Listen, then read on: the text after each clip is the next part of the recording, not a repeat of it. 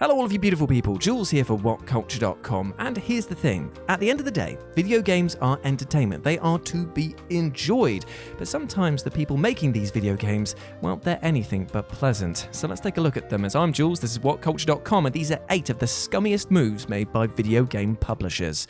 Number 8, CTR added microtransactions in after launch.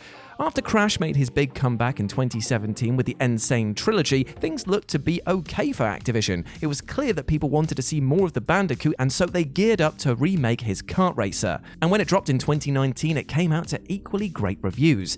Yet this is how everything went wrong. On release, the game had a system where you earned coins by playing the game on or offline to unlock characters, cars, and skins. Yet after the game got amazing reviews, it was largely replaced with microtransactions just a few weeks later. With this, the game still got all the great reviews on its opening week, but was then filled with microtransactions after, despite saying explicitly that they weren't ever going to do that. What makes this worse is that the game's progression system would have kept its online going for a long old time, having to earn coins by actually playing the game to unlock new cars and characters as they came out, but the implementation of microtransactions absolutely decimated the player base. Why play the game to unlock stuff when you can just pay Activision for it instead, seemed to be the message. Number 7, Bethesda and all of Fallout 76.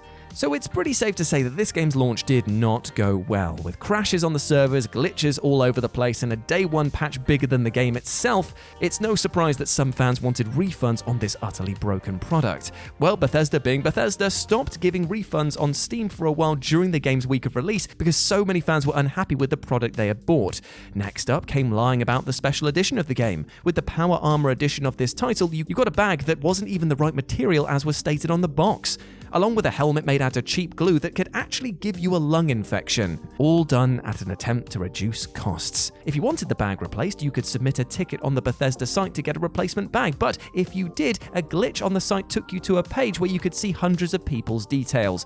Jesus, talk about a cataclysmic failure, and all done because they were just so greedy to get the game out quickly. Number 6, Activision makes Pro Skater 5 as one final cash grab. The Pro Skater games practically built the genre of extreme sports titles and spawned so many imitators, but even so, the game's degraded in quality over the years and we hadn't seen a mainline entry in the franchise for absolutely ages until we heard rumblings about Pro Skater 5, and we all thought this was going to be a return to form.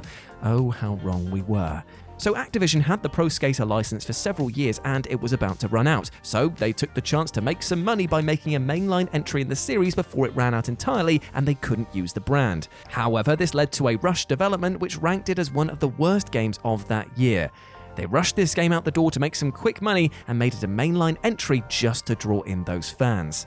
The game had a day one patch that was double the size of the actual title, and you'd think that this would have polished out many of the bugs, but no! This patch was actually most of the stages and the characters because the main disc only contains the first stage and a few skaters. If you don't connect your console to the internet, you don't get the rest of the game. That is incredibly scummy. Number 5, Konami keeping Kojima away from the Game Awards. So Hideo Kojima is well known throughout the video game industry as one of the most creative minds out there. Crafting the amazing Metal Gear series, it is clear that he has poured his love into this franchise.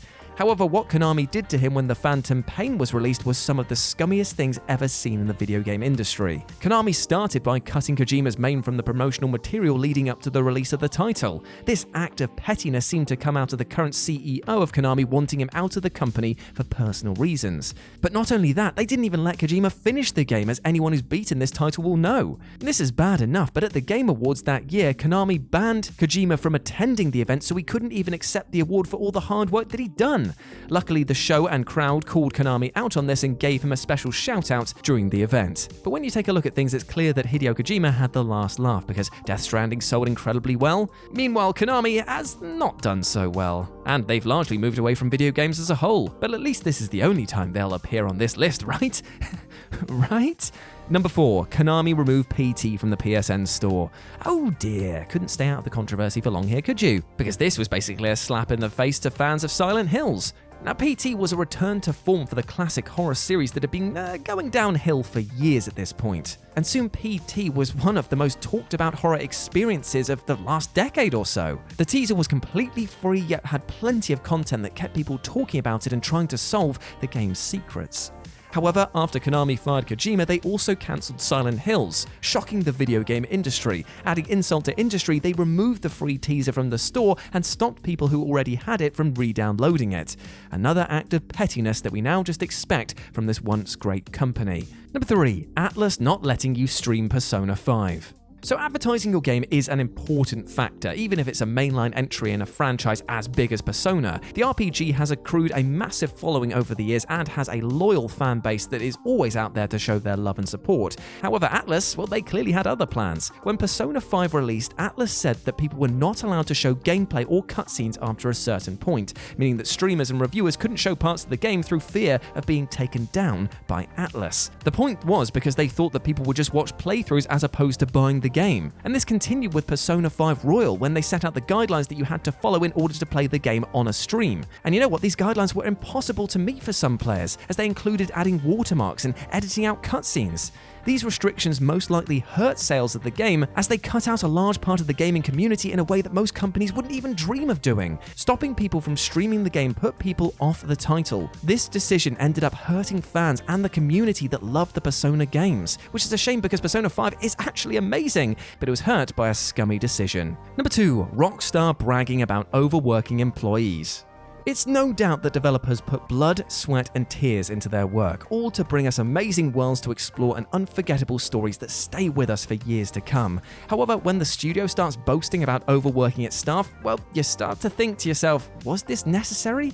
This all came about with Red Dead Redemption 2 when the game was forced into what's called a crunch period, a stage in development where everything needs to be finished and ready to ship as soon as possible, and that involved employees staying late and leading to employees working up to 100-hour weeks, which is absolutely crazy.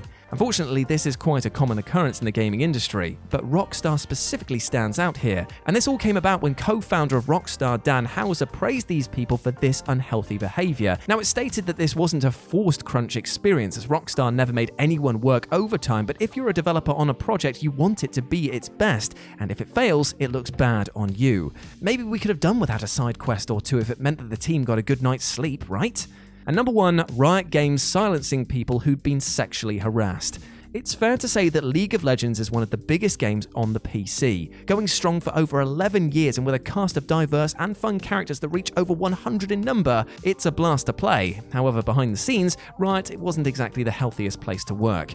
Riot has been described as a boys' club by many, but it clearly went much deeper than that. People who had previously worked for the company talked about some of the higher-ups acting inappropriately towards their female staff. Instead of resolving this issue, the company offered settlements to these victims to keep them quiet, something that they couldn't refuse as their contract prevented them from not taking these settlements. Details about this are vague, but it seems that it was a common thing that the higher-ups at Riot were actually prepared for. This all came about when employees staged a mass walkout in protest of all of this sexual harassment that had been quietly pushed under the rug. This was the biggest studio walkout in gaming history and got attention where it was needed.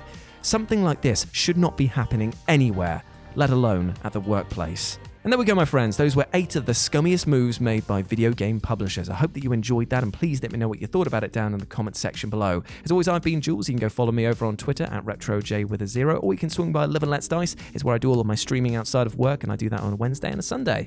Be great to see you over there. Treat yourself with love and respect, my friend. Do not fall prey to all of these scummy moves in real life, and go out there and absolutely smash your life goals today, you big ledge. Big love from me to you. As always, I've been Jules. You've been awesome. Never forget that. I'll speak to you soon. Bye.